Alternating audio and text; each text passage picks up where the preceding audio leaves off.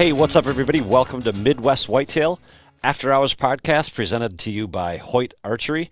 Today is Monday, November 22nd, 2021.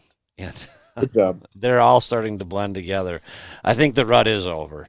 Outside of that, it's been super cold. Tonight, I'm joined by Owen, Jared, Max, Grant, and Mike Reed.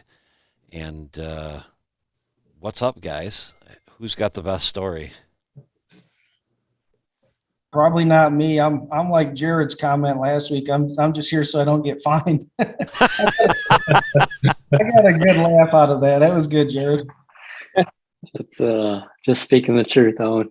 I think the rut's over, except for when I'm not in the tree. Then it's just full bore ruts on, and then when I get back in, it's over again. I have to say I saw more rutting activity in the month, or excuse me, in the second half of November than I did from October 15th through November 15th.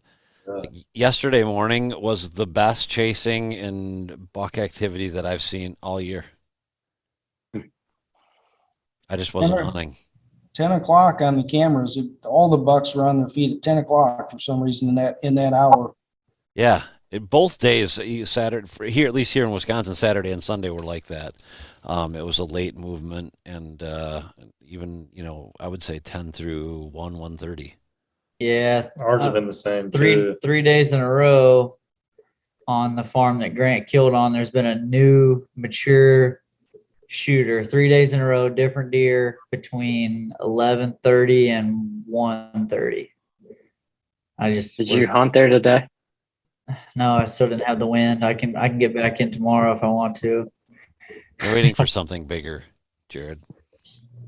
He says in no way, shape, or form can he hunt that farm on a west wind. So he's just been patiently waiting for a non-westerly You seem wind. to not believe that. I mean, I'll let you go there and get blown. If I had a new shooter showing up every single day, I'd find a way to hunt with the west wind. You can. 3 in a row, and then watch tomorrow. Get out the gift. Why don't you just set up downwind? What? Easier said than done, huh, Max? Give them my wind. You can't. They come from. I can't do it. I can't get. It's pointless. You might as well stay home, or you might as well just get your own trumpet out and blow it at yourself. And you said they're only there on west winds, though, right? I don't know. We'll see. I've had some other wind moving, but I don't know if it's the weather. I couldn't tell you what happened, but the last 3 days, midday is like, holy moly. So what's going on? Tell us about it. Oh, well, I haven't been in the We love tree your pain. midday. Yeah, I haven't been in the tree midday to tell you. My hunts have been terrible. That's Yeah. beautiful. I We're laugh always because spreading I feel your joy. pain. I mean, I'm staying after him for sure.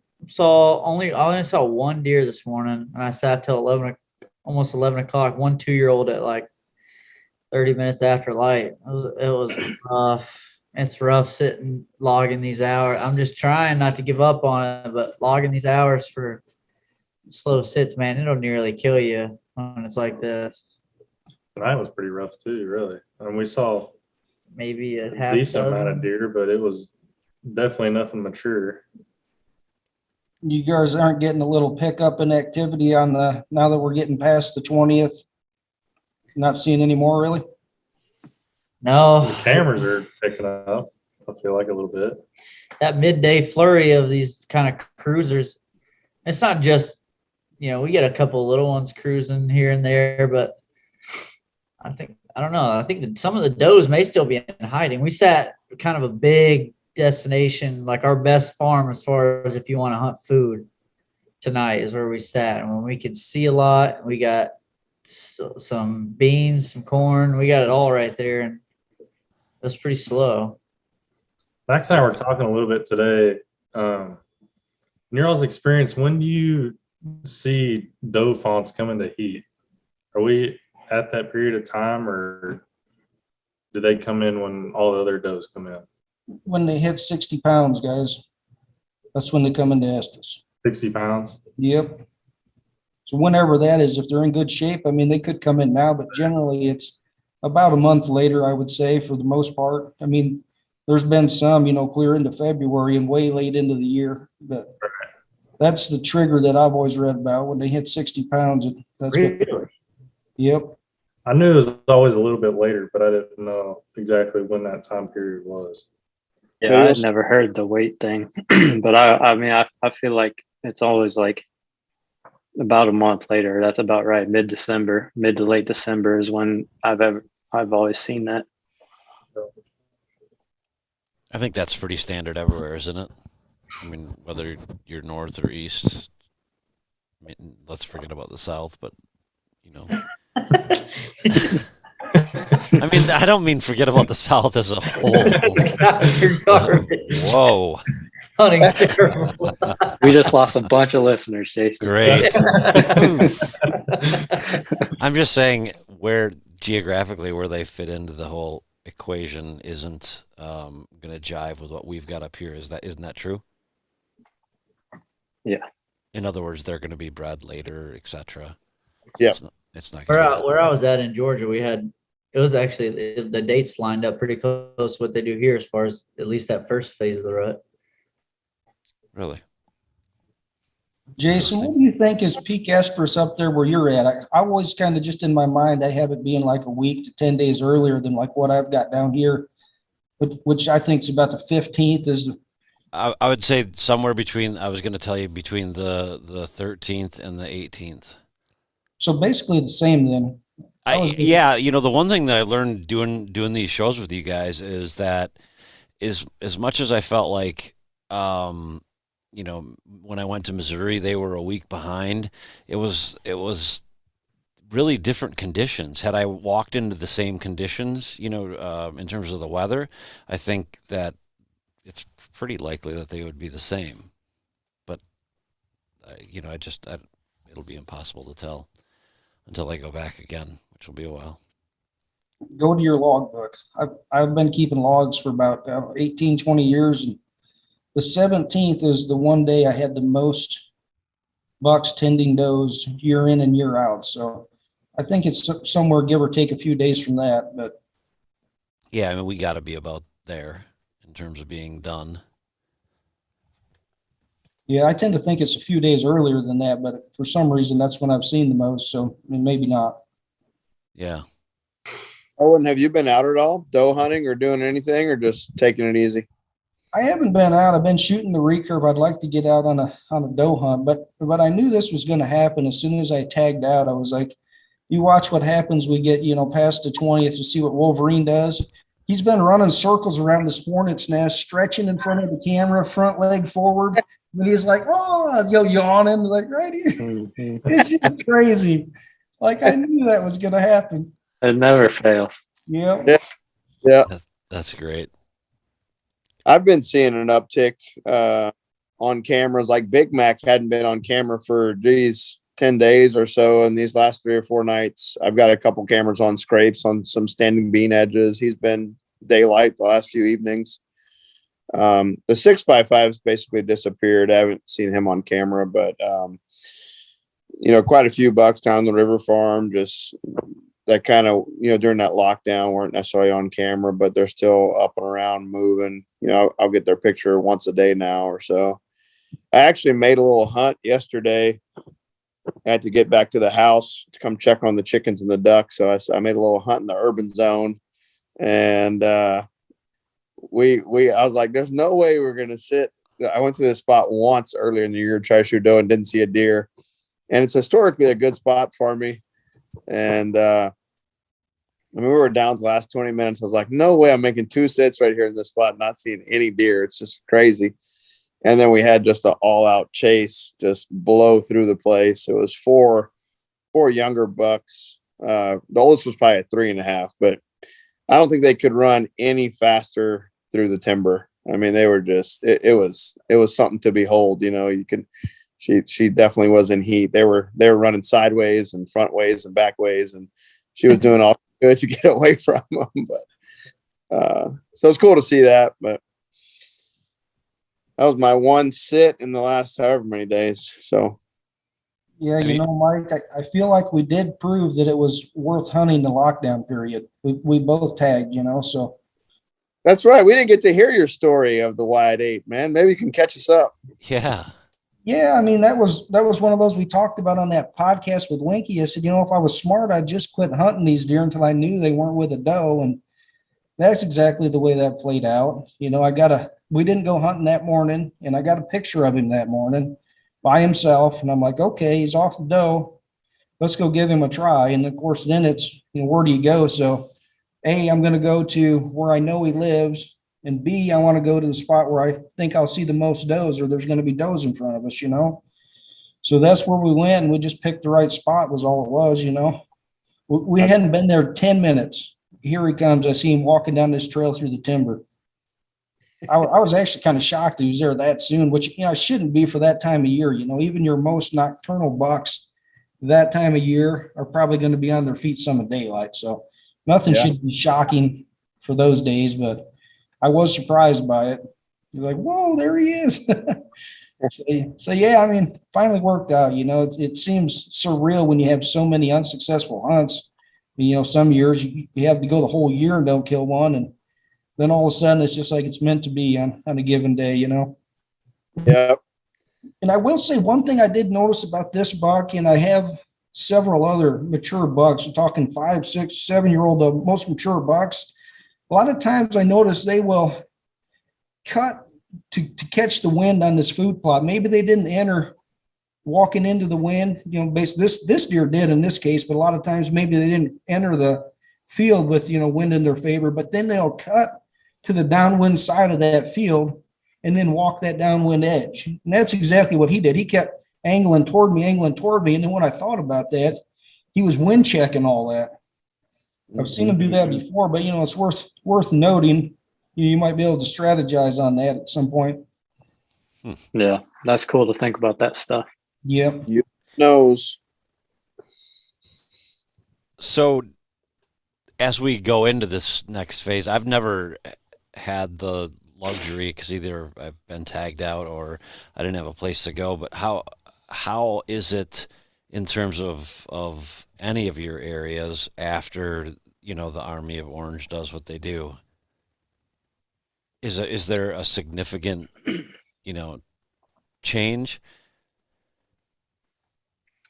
Well, Yeah. we're still a little ways from the Orange Army. I mean, at least a couple weeks away, but yeah, things change. Obviously, the pressure, and it depends on the area, how much here, anyways, how much deer driving and stuff goes around or goes on around you and all that. But if you don't have to deal with the pressure, obviously food's going to be king because we're just getting to be that time of year.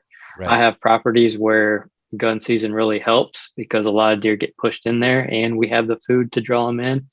I have properties that get gun hunted and the deer kind of move off because of the pressure. So it really is pretty property and area specific in my experience there. And right now, like I said, we're still a couple weeks away from that gun pressure coming in. But I've taken a few hunts off lately, but when I have been out, I have been seeing a lot more feeding activity, a lot more does hitting the food sources early. Hopefully the bucks will eventually be there. My issue is that my hit list is so microscopic right now that I'm going after 1 or 2 bucks that aren't there. So that's my problem, but we're still seeing some mature deer, just not the ones that we want to see. So is it fair to say that all of you are switching tactics somewhat from what you were even 3 days ago? I will be for sure. You know, it has so much to do with how much control you have going into late season, like Jared said. I mean, Yeah. it comes down to food, and I give up mornings when, you know, early in the year and late in the year. I don't hunt mornings because I just feel like you could do more harm than good, although you could have a good morning hunt too, but I just don't like the, you know, risk versus reward on that. Yeah, I'm on the cusp of probably being done with mornings. I'll probably do it for a few more days. I'm planning on going out tomorrow morning to give it a shot.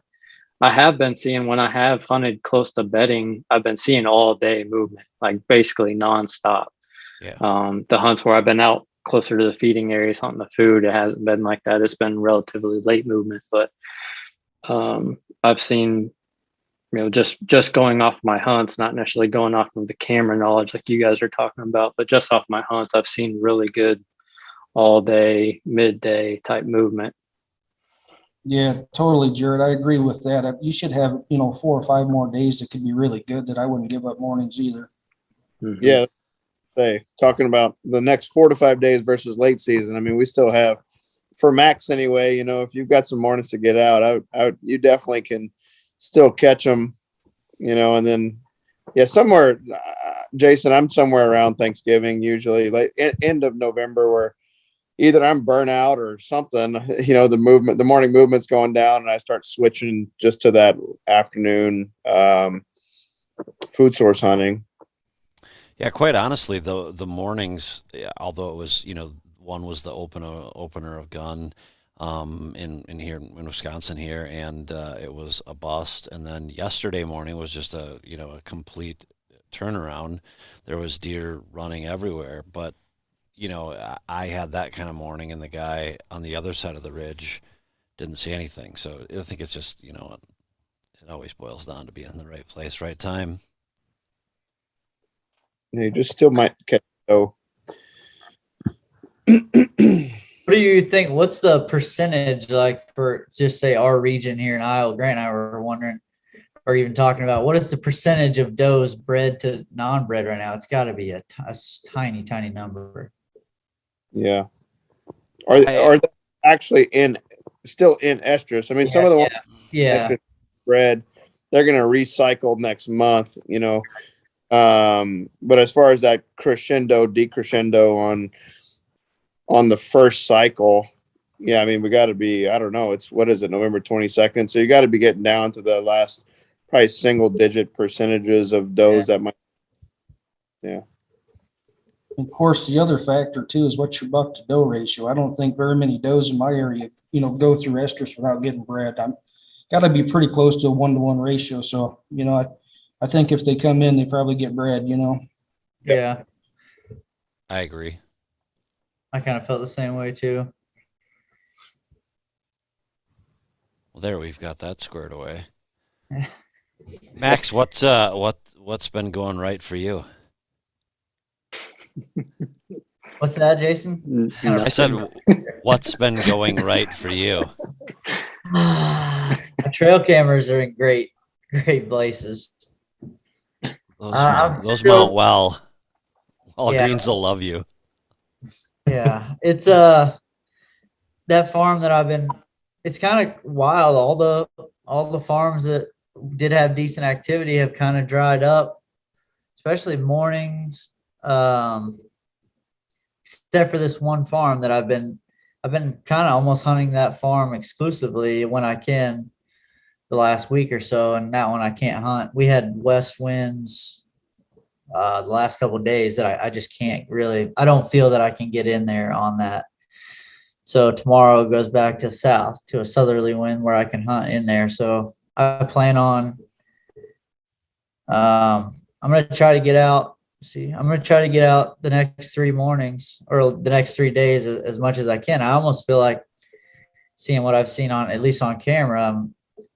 I contemplated, I got some work I need to get done tomorrow. I contemplated waiting since I've been seeing so much 10-2 movement. I've been contemplating getting up and just getting some work done and then shooting in there. I don't know. It just seems like tougher. It's risky. I feel like that kind of strategy if you're going into places with deer, because they're going to be back in there already. Here's a question for you guys. What as we're talking about like getting back to food, this is a little bit different than like late season. Once we like hit late muzzy and late December type of time frame, but like right now for the next week to 2 weeks, when we still have a little bit of warmer weather patterns mixed in, what do you guys like for specific food source? Are you still thinking grains? Do you like greens this time of year? What's everyone's experience? I'll go. I would. I think the answer honestly is depends.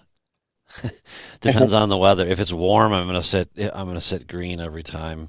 Especially if it's been warm for 2 or 3 days, I feel like it just to what extent it rejuvenates itself. It just seems like it gets real palatable for them, especially if we've got, 40s and 50s, like 2 or 3 days in a row. It's money. And in my experience, if it is, if it is even, semi warm for that time of year, I believe that they'll always try to hit clover if it's on their way. Hmm. They'll go a little out of their way for it, but not a long way.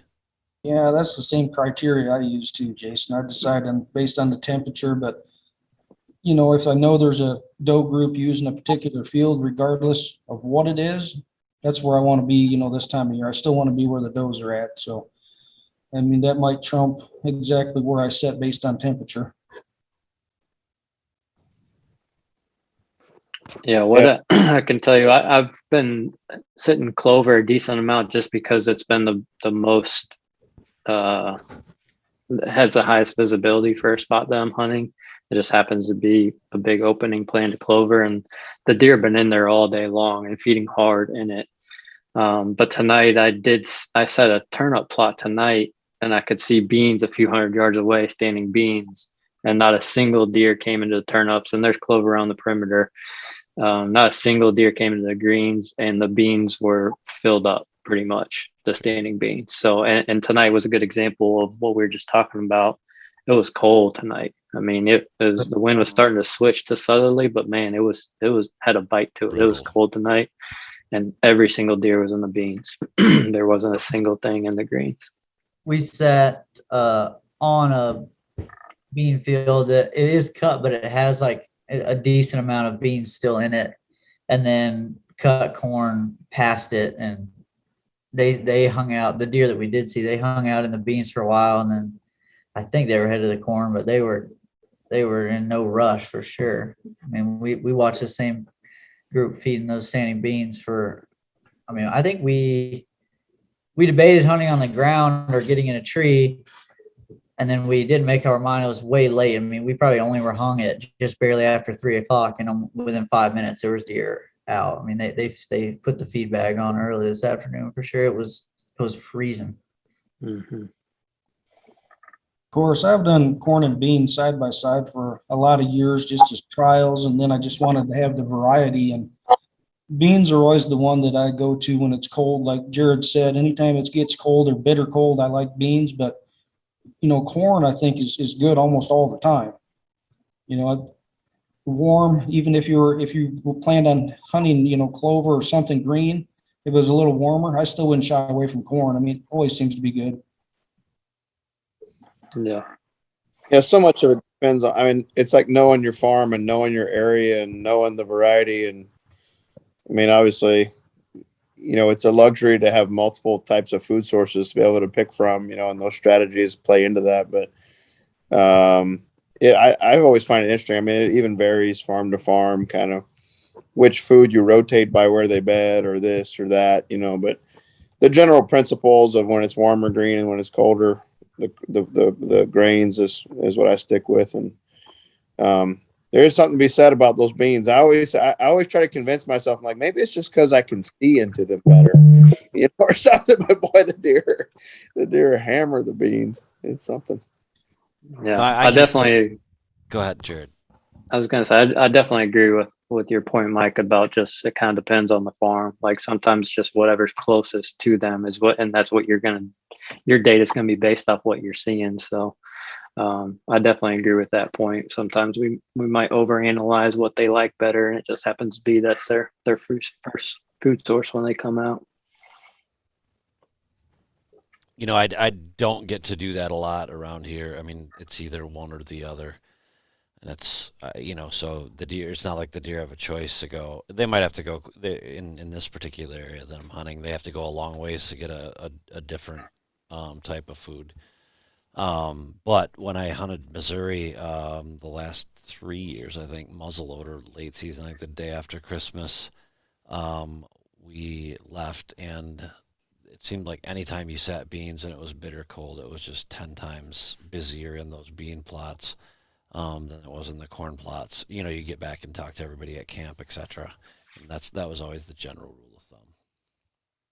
Jason, how'd your night go? I know you were sitting almost all day for or the majority of the day for old Gumby. Yeah. I ended up seeing him, and I could have shot him, but I didn't. What? Wow. It was if it would have been just a little ways across the line, it would have been one thing, but yeah, it was just too far. But no, I probably saw 60 deer in Oh, that came into wow. this 10-acre plot. Um, Corn, right? yep, yep. This year corn. It'll be corn next year too. Um,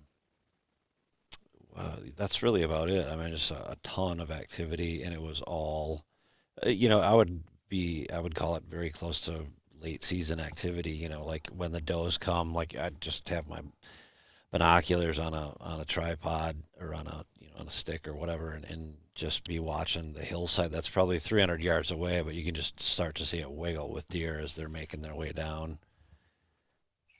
So that's Jason, do you start to think about doe management when you're seeing 60 in a sit in one field, or basically? yeah, I've yeah. never seen 60 deer in one field here. We have we definitely have a problem.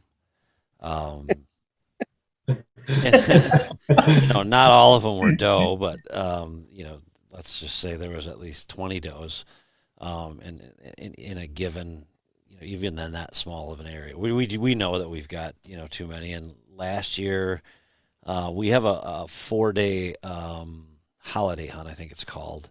And it's right around Christmas, and it's doe only. And last year, I don't know how many we shot, but they're basically the one, the road that it was along was filled with blood trails from people, having their tailgates or truck beds full of deer. I think we shot 9 on a Saturday night, just on our piece. So, yeah, that'll happen. Go Fest 2022. Yeah. There you go. Mhm. When do you typically run out of food when you're seeing that many deer, Jason? We have, I think Jared and I have talked about this once. We have, I would say 26, 28 acres of food plots, just especially, for deer. And of that, I would say 17 is corn or beans at any time. So there's some pretty big destination food plots. I mean, there'd probably be somebody that would be willing to rent out that ground.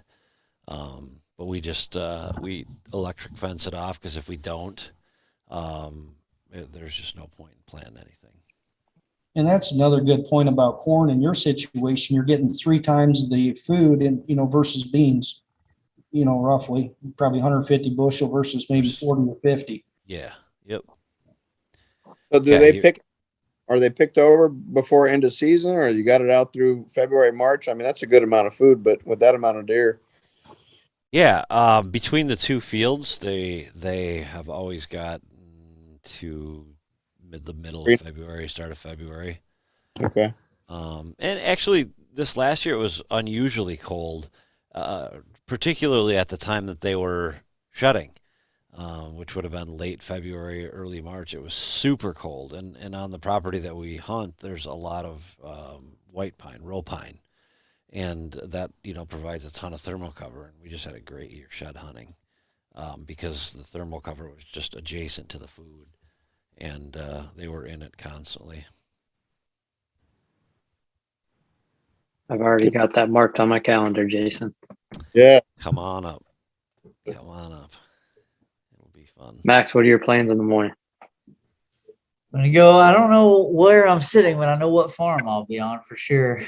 I'm trying to decide if it's hard on me to just sit that midday. The weather, I really feel like played into these last 2 days, that midday spark. I mean, I don't even know if it got to 40 degrees today, so I have a hard time believing. I don't know. I'd be curious to see what you guys think. Do you think we'll keep seeing that midday, or is it a flurry as a result of weather?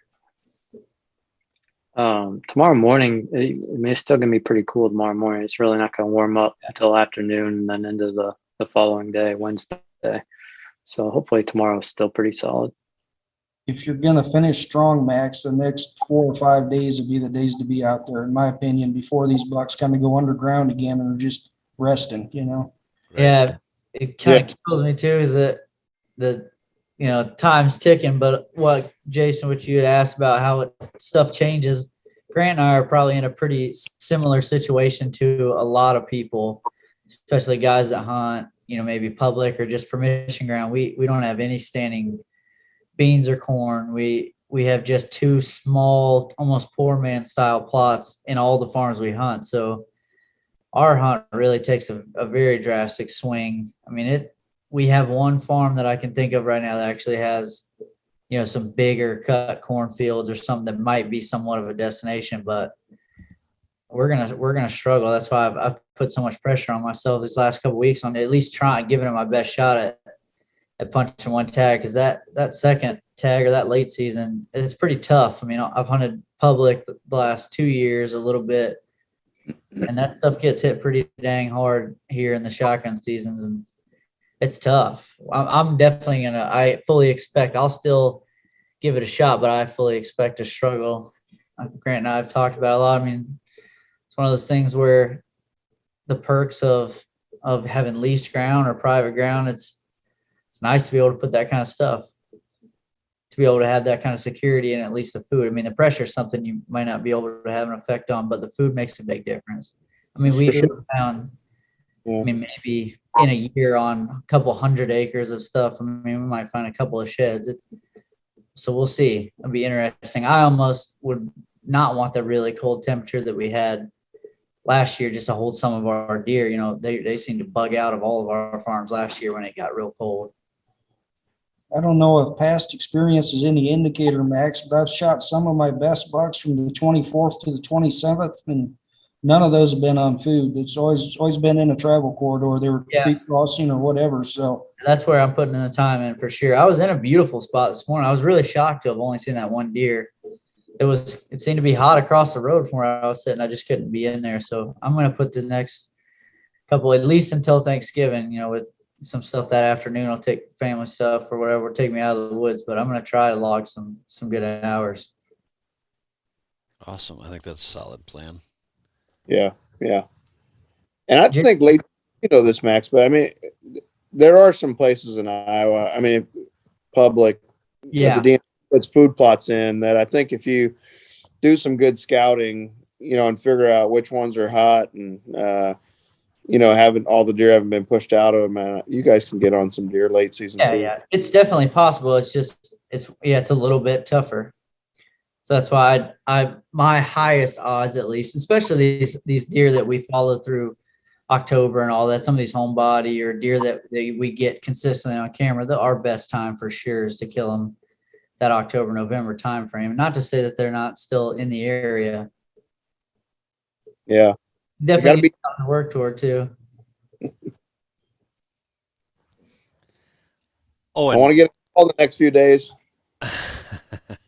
Owen, what are your thoughts on in terms of basically what I think I just heard you tell Max is he should be in the woods until Thursday, Friday in the morning. Do you think that changes when you apply as much pressure as a gun season does? Well, certainly, I don't think anything changes up deer movement, especially daylight movement, like gun pressure, heavy gun pressure. So that can definitely change it, and every situation is a little bit different. So those cameras will help them out a lot. In that case, if they're still seeing them on camera, then I would definitely be in there. But it comes a point when these bucks are just going to lay down regardless of that. I mean, they've had enough and they're ready to rest. Mm-hmm. Yeah, because I had no plans to be out in the morning. You were making me feel bad. I'm from Southwest Michigan, so you want to see them flip a switch, and November 15th. Right. November 16th, you don't see a squirrel even. Right. Hey, you say it used to be that way here, but with people, wanting to shoot quality deer, it's changed. And some people hate it because things just aren't as busy. There's not a herd of 50 deer that's been across 3 counties, and gotten exponentially bigger at the county line every time, because it's not like that anymore. You do see a lot more early morning or mid morning activity. Whereas before it was a flurry for the first 6 hours of just complete and utter chaos, shots everywhere, deer running everywhere, mayhem. It was fun. I mean, but it was a family deal. It was just a different deal. And then I mean, late season bow hunting was like something you did if you wanted to, I don't know, watch paint dry. It was horrible. Yeah. Oh, and do you have gun season planned? I know you try to take some does, or does Joe or anybody have a tag or anything that you'll be out in the shotgun seasons? Yeah, I'll probably be first shotgun. I'll probably take somebody hunting, and then I'm hoping my dad's here for second gun. So That's awesome. yeah, that'd be a lot of fun. I mean, I know it'd probably be our last hunt, so it'll be a special one, you know. That's awesome. Yeah. Gun season's a good time to get together with people and do it as a team sport rather than an individual one. I think that's one cool thing about gun hunting, but we could be on that subject forever. Yeah, I can get everybody involved. Right. Anybody have anything else? Oh, I do. The Unabomber's dead. He got shot last night Oh, no kidding. by a I did not know that. 270 bullet. Yeah, the 13-year-old neighbor girl. So Okay. very super Good for cool. her.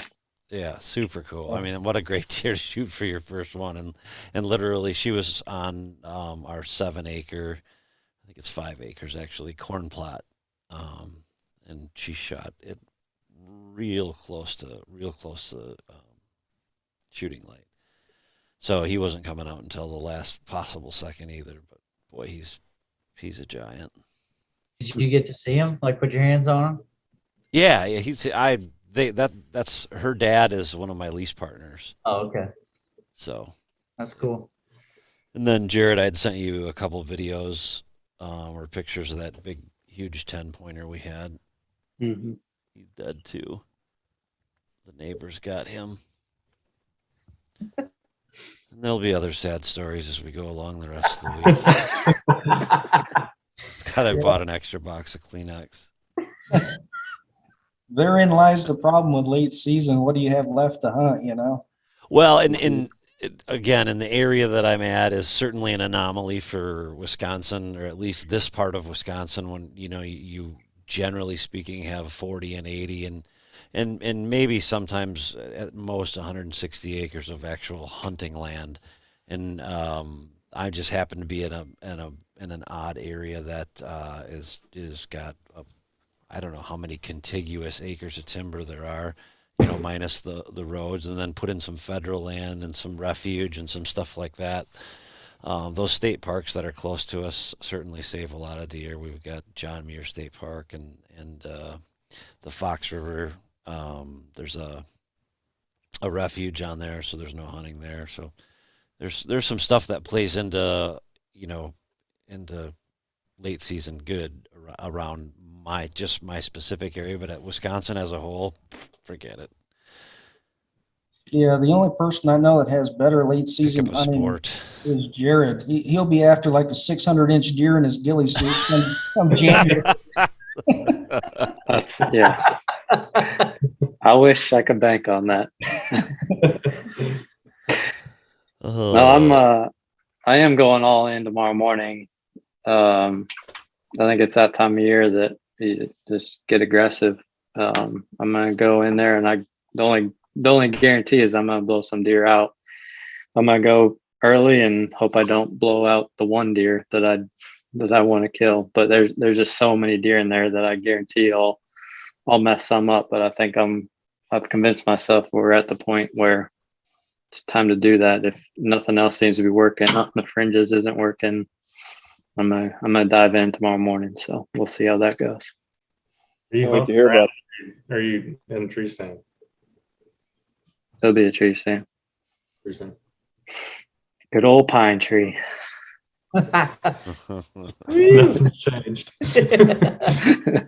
Eight Pine trees, swirling winds. Yeah. It'll be a thermal hunt. Sweet. I'm excited to hear how it goes. Is there Yeah. more to the story? Of what? The pine tree? Pine tree? Yeah. No, I hunt. Oh, Anytime you film Jared at all, you're just covered in sap. One climbing That's where I thought this was going to go. 18 feet. wear, One stick. wear your gloves if you don't want to be covered in sand. Yeah. One of my stands is in a pine tree like that, and I've got so much crap on some. It's sort of a early, like a October 15th through to October 30th kind of stand, so you're not in real heavy clothes, so you're wearing that mid-weight stuff, and it's not what I'm wearing right now, and it's nice to not have sap all over it. Good cover scent. That's what I tell myself. Yeah. No, I love them because you don't have to carry sticks in. There's a million branches to just climb up. It's one less thing to carry in, and you also got to cut a million branches to get Right. shooting lanes. But Well, it looked like a at great least you don't have hide. those sticks. Yeah. It Just looked let like a me great in there. hide to start, and I'll get you some shooting lanes going. I want 360-degree shooting lanes on those farms. Max comes and hunts, and he's the only one that I know that can make a pine tree, turn a pine tree into a telephone pole. He'll cut every branch that is on If I'm that coming tree. to doe hunt your farm, First of if all, there's a doe in bow range, she's getting shot at. I'm not taking enough for an answer. I'm cutting every branch that needs to be cut so that arrows can be launched.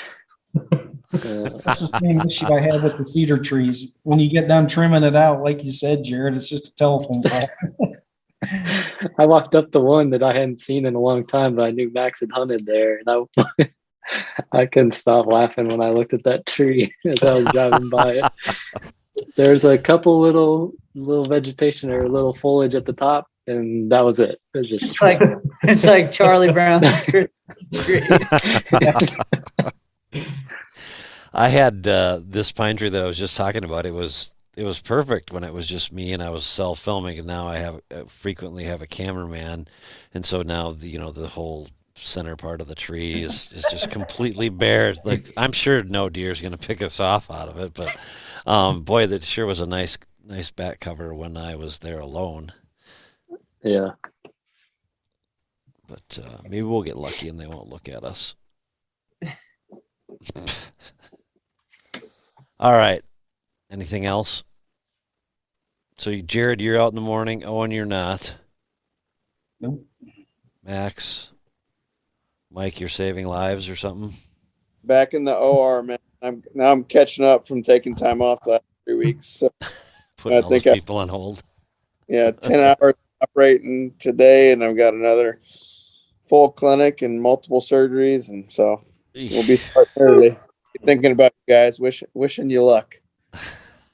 I'm not doing anything but sitting right here working. Well, Tomorrow's shoot me- going to be a rough day weather-wise here. The Chubbs hunt is live now, so everybody go Yeah. watch that. What's that? So the Chubbs hunt is live now, so everybody go. Oh, yeah, I saw that. All right. Yeah. Well, if no, Grant, that was really fun to watch. Yeah, that was phenomenal. real good. Anything else coming up that you want to tell anybody about, Jared? Anybody else? I don't think so. We have a pretty stellar lineup of shows coming up though, starting this week with Chubbs, and next couple weeks we have some really cool hunts and story bucks and all that. So hopefully we can keep adding to it, and we'll have a string of good shows from here on out. But for sure, the next 2 to 3 weeks will be really, really strong shows. So look forward to that. Awesome. All right. Thanks, guys. Hope you have a good Thanksgiving if we don't talk before then. Yeah. Same to you guys. Same to you. All right, guys. Take care. Have a good one. Nice shot. We're out.